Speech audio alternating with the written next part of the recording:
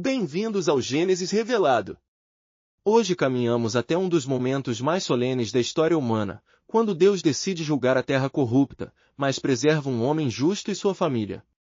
Em Gênesis 6, descobrimos como Noé achou graça aos olhos do Senhor em meio à mais profunda corrupção moral que o mundo já havia visto. Vamos ler Gênesis 6, 1-22. E aconteceu que, como os homens começaram a multiplicar-se sobre a face da terra, e lhes nasceram filhas, viram os filhos de Deus que as filhas dos homens eram formosas, e tomaram para si mulheres de todas as que escolheram. Viu o Senhor que a maldade do homem se multiplicara sobre a terra e que toda a imaginação dos pensamentos de seu coração era só má continuamente. Então arrependeu-se o Senhor de haver feito o homem sobre a terra, e pesou-lhe em seu coração. Noé, porém, achou graça aos olhos do Senhor.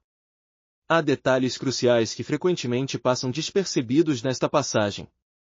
Primeiro, quem eram os filhos de Deus que se casaram com as filhas dos homens?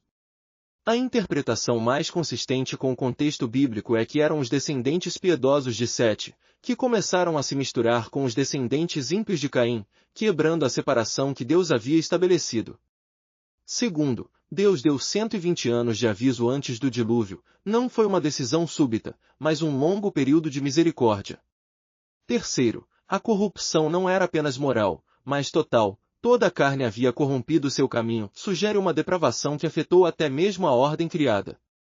E observe, Noé é chamado de homem justo e íntegro antes de receber a ordem para construir a arca. Sua justiça precedeu sua grande missão. Esta passagem revela mudanças teológicas profundas. Primeiro, vemos a quebra da separação necessária. Quando os filhos de Deus se uniram às filhas dos homens, não foi apenas casamento, mas compromisso espiritual fatal. Segundo, a longanimidade de Deus encontra seu limite. Ele estabelece 120 anos como prazo para sua paciência.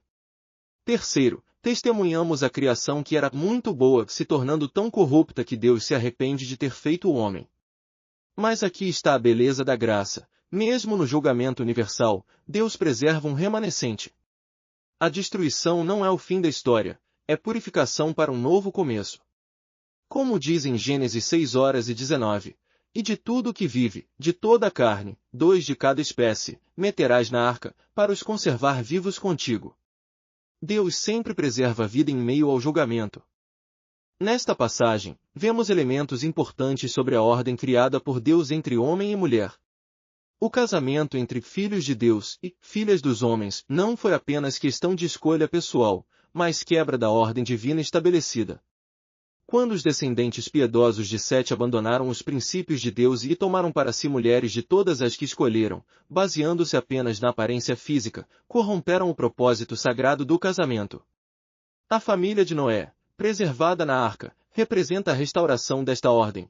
Entra tu e toda a tua casa na arca, Noé como cabeça da família, sua esposa, seus filhos e suas esposas. Deus preserva não apenas indivíduos justos, mas famílias íntegras que honram sua ordem criada. E os animais observavam com profunda tristeza a corrupção humana que os cercava. Irmãos, vejam como os humanos corromperam tudo que Deus fez belo. O que era para ser casamento santo tornou-se mera escolha pela aparência. A justiça clama por julgamento, pomba. Mas observem, há um homem que ainda caminha com Deus. Noé encontrou graça aos olhos do Senhor. Como é possível que os humanos, criados à imagem de Deus, se tornem piores que nós? Nós seguimos nossos instintos, mas eles escolhem o mal conscientemente. Por isso Deus nos convida para a arca, Cordeiro. Nós sofreremos as consequências do pecado humano, mas seremos preservados pela graça. Que mistério! Os humanos mais abençoados se rebelam, enquanto nós, suas criaturas, ansiamos pela restauração que apenas eles podem trazer. Irmãos, que lições poderosas esta passagem nos ensina hoje! Primeiro, em tempos de corrupção crescente, precisamos ser como Noé. Homens e mulheres que acham graça aos olhos do Senhor através da obediência fiel. Segundo, Deus ainda concede tempo para arrependimento, mas esse tempo tem limites. Não devemos presumir da paciência divina. Terceiro, nossa separação do mundo não deve ser isolamento, mas distinção santa, como Noé, que construiu a arca em meio à sociedade corrupta. Quarto, Deus sempre preserva um remanescente fiel.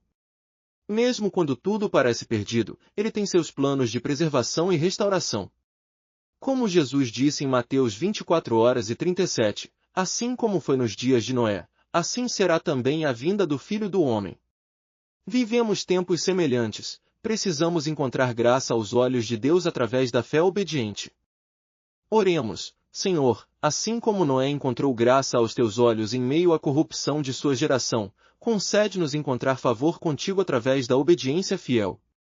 Ajuda-nos a manter separação santa do mundo sem abandonar nossa missão de ser sal e luz.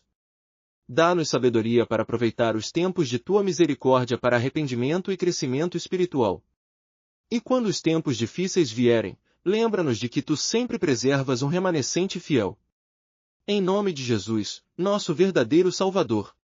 Amém. Continuem conosco nesta jornada de Gênesis a Apocalipse.